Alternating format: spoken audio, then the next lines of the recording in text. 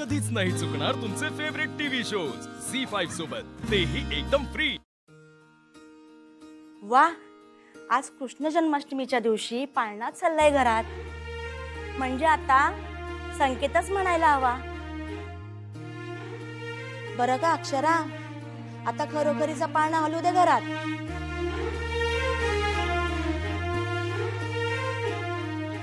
आता वर्ष होत आलं, एव्हाना हलायला हवा होता पाळणा। काय ग, बरोबर ना?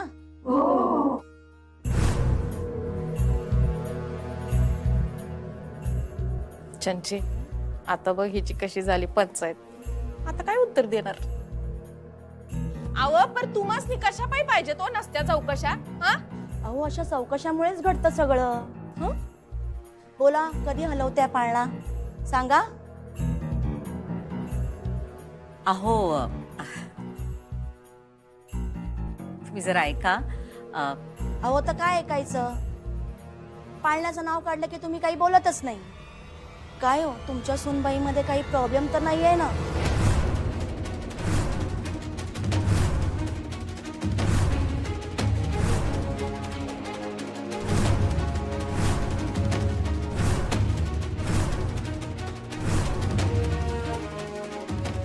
नाही म्हणलं, एकदा तपासून घ्या बाई,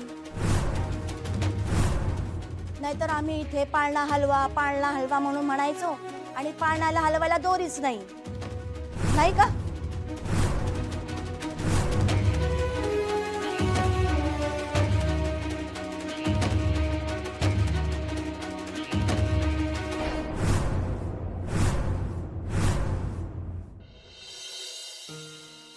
तयारी झाली का?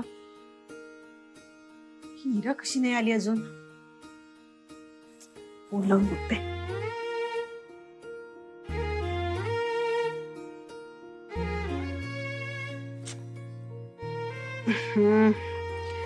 सकाळी ते येते म्हणाली मला, तो रात्री उशीर झाल्यावर येते की नाही कोणाच ठाऊक।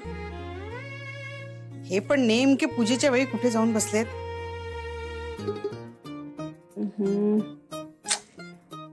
इरा,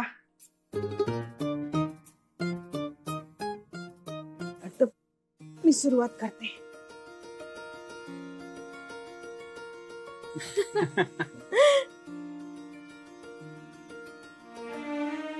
आई,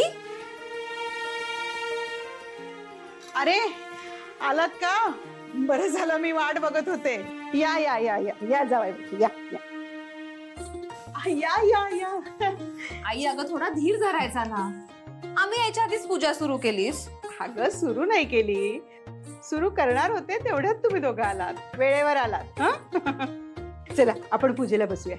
अगं, पण बाबा कुठे आहेत? हो अगं, बघ ना, नेमकं पूजेच्या वेळी कुठेतरी बाहेर गेलेत। त्यांना फोन आला ग एक, ते म्हणाले महत्वाचं काम आहे, मी येतो। पण पूजेच्या वेळेस आई, अगं हो, पण आता काय करणार ना इरा? तोपर्यंत तुम्ही फ्रेश व्हा, हात पाय धुवून घ्या आणि पूजेला बसूयात आपण, वेळ नको जायला। झी5 ॲप डाउनलोड करा आणि पहा सर्व एपिसोड्स एकदम फ्री।